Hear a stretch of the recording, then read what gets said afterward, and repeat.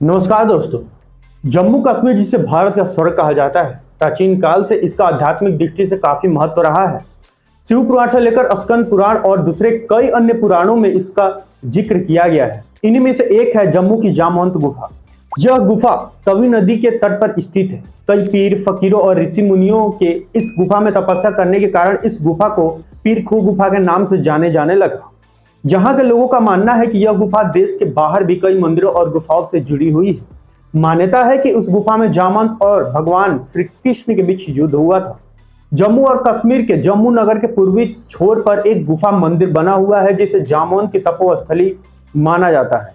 जैसा कि हमने आपको बताया कि इस गुफा में कई पीर, फकीरों और ऋषि मुनियों ने तपस्या किया है, इसलिए इसका नाम पीर खो भी कहा जाता है। डोंगरी भाषा में खो का अर्थ गुफा होता है।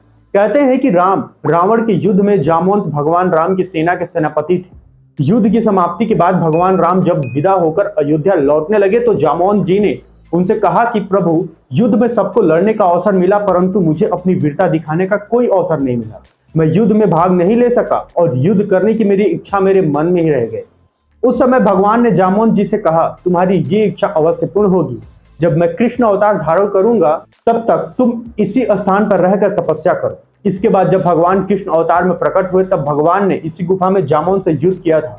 कहा जाता है कि जामवंत ने इस गुफा में शिव जी का एक रुद्राक्ष शिवलिंग बनाकर शिव की बहुत वर्षों तक तपस्या की। एक रुद्राक्ष शिवलिंग आज भी इस गुफा में विराजमान है और आज भी इसी शिवलिंग की पूजा होती है और देश और विदेशों से लोग इस जामवंत शिव गुफा के दर्शन के लिए आते हैं।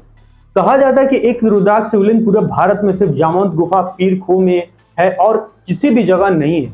इसके बाद जब भगवान कृष्ण अवतार में प्रकट हुए तब भगवान ने इसी गुफा में जामवंत से युद्ध किया था। यह युद्ध लगातार 27 दिनों तक चला था। पौराणिक मान्यताओं के अनुसार राजा सत्यजीत ने सूर्य भगवान की तपस्या की तो भगवान ने प्रसन्न होकर राजा को प्रकाश मणि प्रसाद के रूप में दे दी और राजा का भाई मणि को चुराकर भाग गया, पर जंगल में शेर के हमले के कारण मारा गया और शेर ने मणि को निगल लिया। इसके बाद जामवंत ने युद्ध में शेर को हराकर प्रकाश मणि को हासिल कर लिया। लेकिन जब भगवान कृष्ण पर प्रकाश मणि चुराने का आरोप लगा तब वह अपने सर से इल्जाम उतारने के लिए मणि की तलाश में निकल पड़े और मणि की तलाश में वह जामवंत गुफा तक पहुंच गए। और जब भगवान कृष्ण को पता चला कि प्रकाश मणि जामवंत के पास है और फिर मणि को लेकर भगवान कृष्ण और जामवंत के बीच युद्ध हुआ और इस युद्ध में जामवंत हार गया।